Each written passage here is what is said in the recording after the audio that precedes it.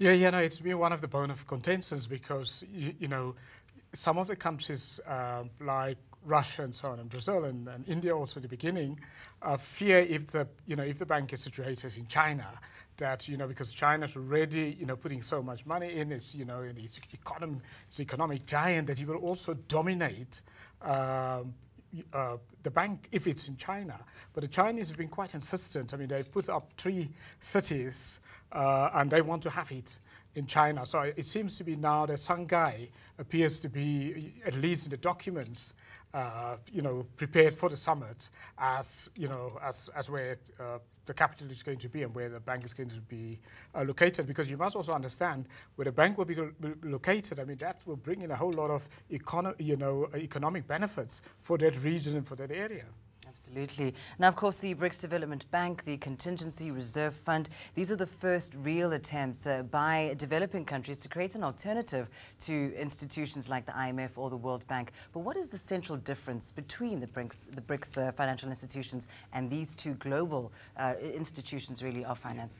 The BRICS countries and other emerging markets, and including African countries, have really been lobbying to try to make the World Bank and the International Monetary Fund much more representative in terms of not only decision-making, because that really is a core point, but also in terms of, a lot of the loans from the World Bank that goes to developing countries, goes to African countries, come with conditions, And often, among those conditions are that these countries must follow a set of policies, which is often wholly inappropriate for those countries. I mean, we've just seen it in Malawi, sadly for George Banda, she implemented, after the country got an IMF loan, implemented, these policies which really didn't work for the country, and, the economy went down in tailspin. Now, the BRICS Development Bank, promises that they're going to be different. That they're going to be different, firstly, in that they're not going to bring in these conditions. They're going to give developing countries loans without the conditions. So that's what they're saying, and that's the promise. And also, they also positioning themselves as an alternative, to the World Bank and to the IMF. Now, let's just focus a little bit on this idea of the sort of no strings attached kind of loan. Is it really feasible? Is it even, in fact, a good idea? I mean, if you're an African country, if you look at the current development banks of the BRICS countries, whether it is, the China Development Bank or whether it's, the Brazilian Development Bank, all of these banks actually have some kind of strings attached.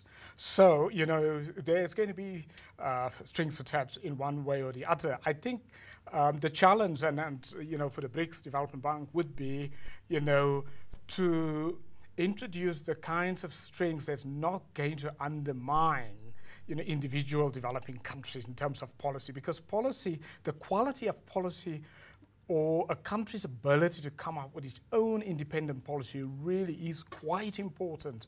I mean, for the last 50 years, many of the developing countries that have failed, many have failed because they could not come up with independent policies. They were constrained.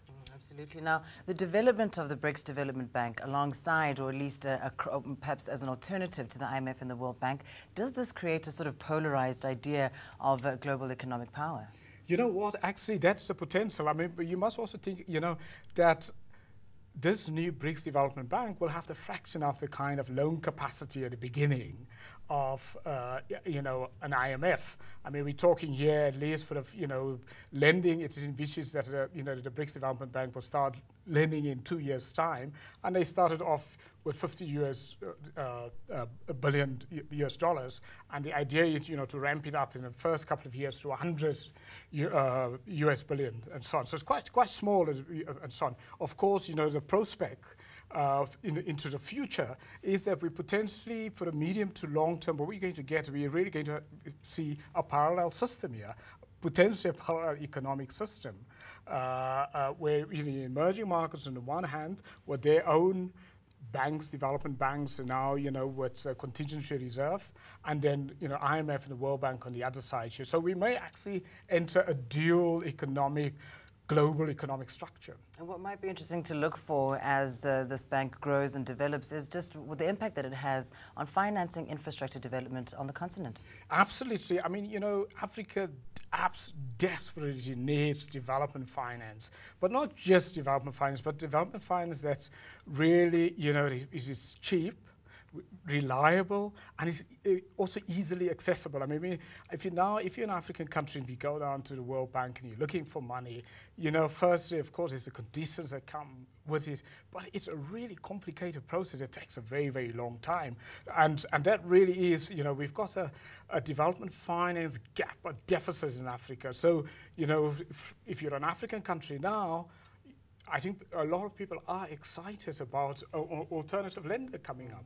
And just very quickly, how do the IMF and the World Bank feel about it? I mean, are they threatened? Are they worried at all about this new bank? I think most probably what we could do, what would happen is that both the IMF and the World Bank is going to start to be much more accountable, because really the problem is now they're not accountable to poor nations and so on. And they're not very responsive. And so on. So I think what we will see is, this rise of a potentially new global development bank really is going to make, both the IMF and the World Bank more responsive and more accountable, because they're going to now try to show that they are not the beasts that are being sown at. You deserve to know more. eNCA.com.